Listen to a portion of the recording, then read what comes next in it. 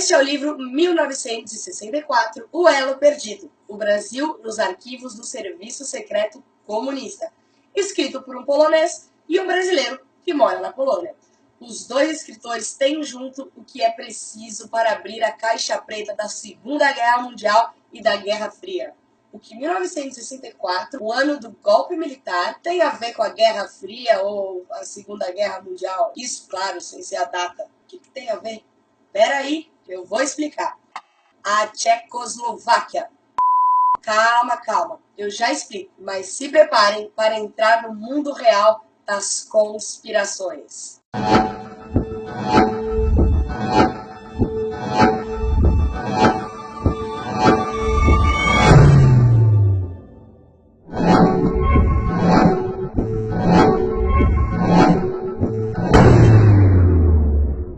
O livro 1964, O Elo Perdido, Brasil nos arquivos do Serviço Secreto Comunista, nos apresenta documentos, nomes, funções e a logística da KGB tcheca aqui no Brasil. O negócio é o seguinte: em 1945, na Tchecoslováquia, o Partido Comunista criou a STB, Statny Bezpečnost. É isso aí, que quer dizer Segurança Nacional.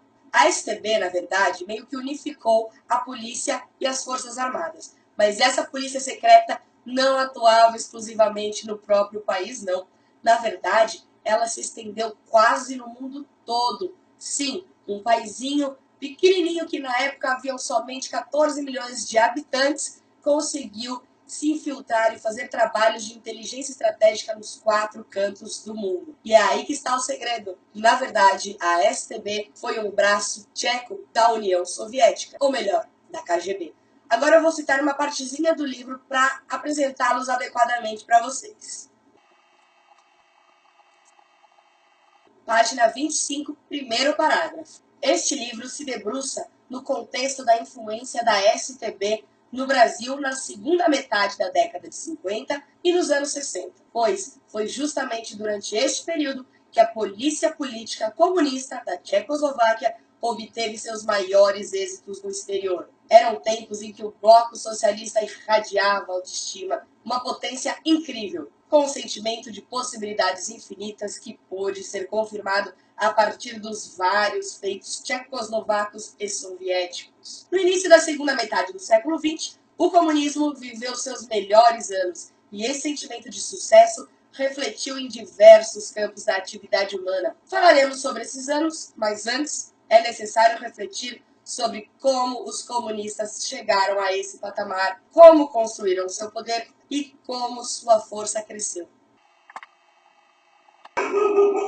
Bom, a Tchecoslováquia foi um país democrático até 1938. O problema começou, na verdade, antes disso, em março de 1920, quando Lenin criou a Internacional Comunista, ou Terceira Internacional, que foi formada a partir da união de 19 partidos, entre eles o KSC, o Partido Comunista Tchecoslovaco. No ano seguinte, em 1921, com a Internacional Comunista já funcionando, o KSC começou a colocar em prática as instruções da União Soviética, propagar as ideias comunistas e preparar o terreno para a revolução. Só para vocês terem uma ideia de quão absurdamente grande um partido pode ser, vai uma palhinha para você. Em 1920, ocorreu o segundo Congresso Mundial da Internacional Comunista. Nesse congresso, foram delegações de 37 países, entre eles Rússia, Germânia, Áustria, Hungria, Polônia, Finlândia, Ucrânia, Letônia, Lituânia, Bielorrússia, Estônia, Armênia, região germânica do Congo, Suécia, movimentos britânicos, franceses e suíços, Holanda, movimento comunista dos Estados Unidos. Nesse segundo congresso foram estipulados os princípios do Comintern, os chamados 21 pontos. Vou citar alguns deles para vocês. Os órgãos de imprensa controlados pelo partido devem ter a redação a cargo de comunistas fiéis. É inadmissível que as editoras abusem de sua autonomia e sigam uma política que não corresponde à do partido. Os partidos que desejam filiar-se à Terceira Internacional devem denunciar não somente o social-patriotismo aberto, como também a falsidade e a hipocrisia do social-pacifismo. Os partidos que desejam filiar-se à Terceira Internacional devem rever a composição de suas bancadas parlamentares, removendo os elementos desconfiáveis, submetendo-as ao Comitê Central do partido. Os partidos que desejam filiar-se à Internacional Comunista devem mudar seu nome para Partido Comunista de tal país. Bom, o principal ativista tcheco da Terceira Internacional era um deputado, o Klement Gottwald. Em 1938, Gottwald emigrou para Moscou e, ao voltar para a Tchecoslováquia em maio de 1945, não era mais um deputado normal do parlamento, mas o chefe do partido, que agora se esforçaria para a tomada do poder por completo. Enfim, em 1945, com o Partido Comunista da Tchecoslováquia no poder, grandes estabelecimentos, indústrias, bancos e seguradoras foram nacionalizadas.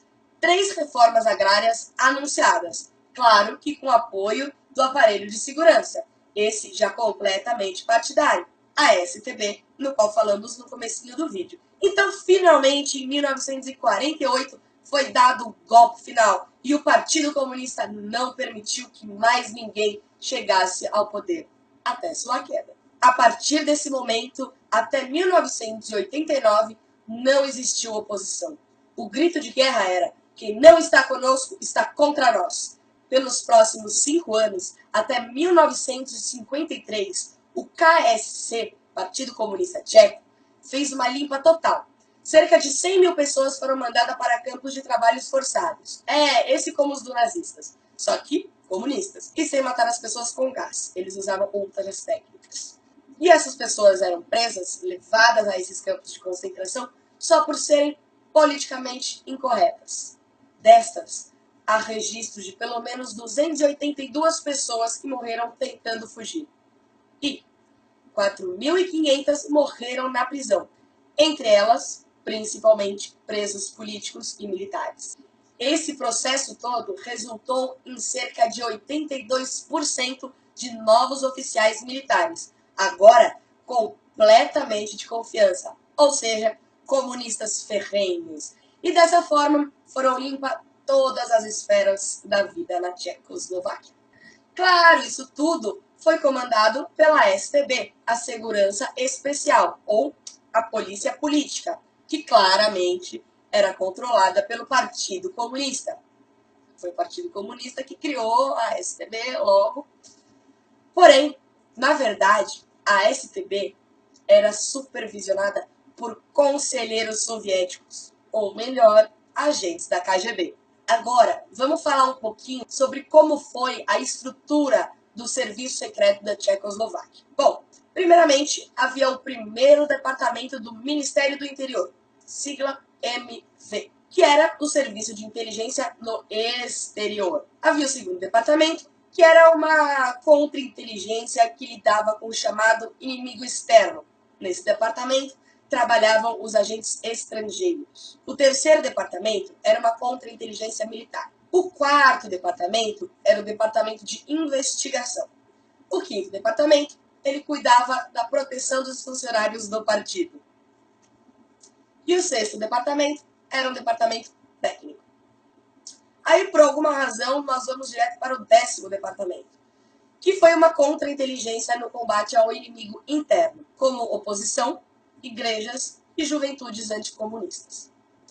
E por último, o 11º departamento, o de contra-inteligência para a proteção da economia. Mas como esse livro trata do trabalho da STB aqui no Brasil, ele se debruça somente no primeiro departamento, pois é ele quem trabalhava no exterior. Esse departamento realizava tarefas determinadas pelo partido, que, por sua vez, seguiam as instruções da União Soviética.